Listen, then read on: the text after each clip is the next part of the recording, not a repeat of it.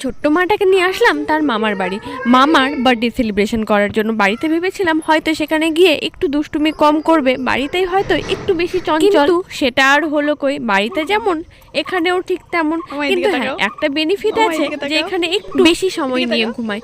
এমনিতে ঘুম একেবারেই পাতলা, পিঁপড়াও যদি পাশ দিয়ে হেঁটে যায় তাতেই ঘুম ভেঙে যায়। 24 ঘন্টার মধ্যে এক্সট্রা টাইম নিয়ে তো ঘুমায় না। সেই সকালে ঘুম থেকে ওঠে, বড়রা যেভাবে ঘুম থেকে ওঠে, দুপুরবেলা খাওয়া দাওয়া করে স্নান করে একটু ঘুমায়, তারপরে লম্বা টানা একেবারে রাত্রেবেলা। কোনোদিন রাত 10টা বাজে, কোনোদিন 11টা, আর সন্ধ্যা করে সন্ধ্যাবেলা যদি ভুল করেও ঘুমিয়ে যায় কোনোদিন, তাহলে তো রাত 1টা 1:30। বাড়িতে যেমন জলের নলটা ছেড়ে দিয়ে দুষ্টুমি করে, এখানে ভেবেছিলাম এই নলটা তো একটু উঁচু, হয়তো হাত যাবে না, তো আমার ধারণাটাই ভুল।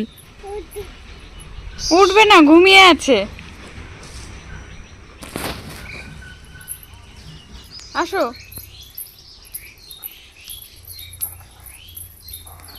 ছোটবেলায় বেশ ভালো ছিল, উঠানে এনে ছেড়ে দিলে কি সুন্দর খেলা করতো, কিন্তু এখন উঠানে এসেই শুধু নলের কাছে জল পেলে যে এত খুশি হয়, সেই খুশি আর দেখে। এটা দিন তো বসে থাকার সময় নাই, কত কাজ। এখন ঘরের ঝাড়ঝাঁটা, ঘর মোছা, সমস্ত কাজ উনি একা হাতে করে। হয়তো তোমাদের শুনে বিশ্বাস হচ্ছে না, কিন্তু এটাই সত্যি।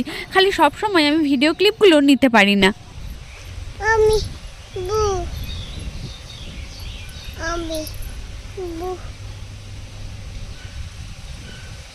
জীবনটা এত ব্যস্ত হয়ে গেছে আর এত ছন্ন ছাড়া হয়ে গেছে, আমি কি আর বলবো। তাই ভিডিও তো অনেক দিন পরে আপলোড করলাম, ব্লগ ভিডিও প্রায় 3 মাস পরে। তার মধ্যে তোমাদেরকে দেখানোই হয়নি ডট&কি এর এই কম্বোটা অর্ডার দিয়েছিলাম। এটার মধ্যে সানস্ক্রিন, ওয়াশ আর ডে ক্রিমটা রয়েছে। ফ্লিপকার্টে 3টার কম্বো হিসাবে একসাথে নিয়েছিলাম, তো অনেকটাই কমে পেয়েছি। ফার্স্ট টাইম ইউজ করছি তো, তাই রিভিউটা এখন দেবো না। যদি ভালো হয় তাহলে নেক্সট কোনো ভিডিওতে বলবো। আর তোমরা যদি ব্যবহার করে থাকো তাহলে অবশ্যই তোমাদের মতামতটা কমেন্টে দিতে পারো। তবে পার্সোনালি ডে ক্রিমের কৌটোটা আমার সত্যি খুব ভালো লেগেছে। বেলা গড়িয়ে এখন ছোট্ট মাটার স্নানের সময় হয়েছে, তবে স্নান করানোর জন্য ওকে আলাদা করে বা এক্সট্রা ভাবে ইনভিটেশন দিতে হয় না। উনি অল টাইম রেডি স্নান করার জন্য। সারাদিন যদি স্নান করানোর অপশনটা তার কাছে থাকতো, তাহলে হয়তো সারাদিন শুধু স্নান করতো। আচ্ছা, তোমাদের বাড়িতেও কি এরকম একটা দুষ্টু সদস্য আছে? তারাও কি সারাদিন শুধু দুষ্টুমি করে?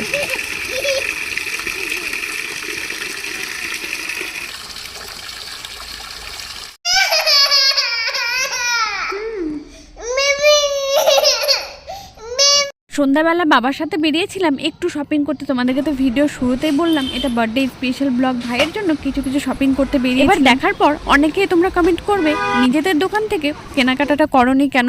আসলে কি বলো তো, মাম্মার পাপা ভাইয়ের জন্য অলরেডি আমাদের দোকান থেকে এনেছে, তাই ভাবলাম দুটো কালেকশন দুটো আলাদা আলাদা জায়গা থেকেই হোক। সেখান থেকে চলে গেলাম কেকের দোকানে।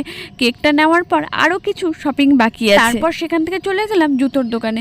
বেশ অনেক দিন হলো রেগুলার বাড়িতে ইউজ করার মতো জুতো ছিল না, এই একটা জুতো নিয়ে মোটামুটি কেনাকাটা এবার কমপ্লিট। রওনা দিলাম এবার বাড়ির উদ্দেশ্যে। তবে ছোট্ট মাটার সাথে ভাইয়ের এবার ফার্স্ট বার্থডে সেলিব্রেশন। এর আগের বছর বার্থডেটা খুব অল্পের মধ্যেই সারা হয়েছিল। ছোট্ট মাটাকেও আনিনি, কারণ খুবই ছোট ছিল সেই সময়।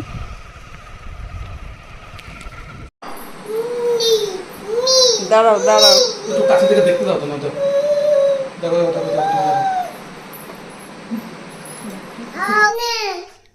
নে না বল, নাও নাও, বাস। তাই তাই তাই তাই তাই তাই তাই তাই তাই তাই তাই তাই তাই তাই তাই তাই।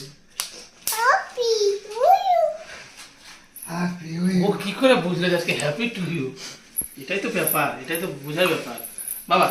রিয়াংশি ফ্যাশনের গিফট নিজেই রিয়াংশি দিল, আর হ্যাপি বার্থডে টু ইউ বললো। দেখলে তো? Happy to you. খাও, খেয়ে নাও। হ্যাঁ, ऐसे कहीं नहीं। এই তো বাহ, বনু ভালো। অনুষ্ঠানের জন্মদিন ব্যাস ব্যাস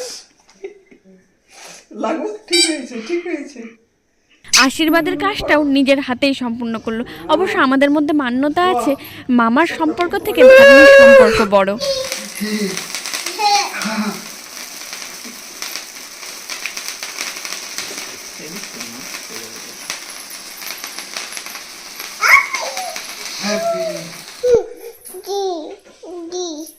এভাবেই অল্পের মধ্যে দিয়ে বার্থডেটা সেলিব্রেট করলাম। ভিডিওটা যদি ভালো লাগে চ্যানেলটাকে সাবস্ক্রাইব করে ফেসবুক পেজ থেকে ভিডিওটা দেখে থাকলে পেজটাকে ফলো করে পাশে থেকে লাইক শেয়ার কমেন্ট করতে ভুলো না যেন।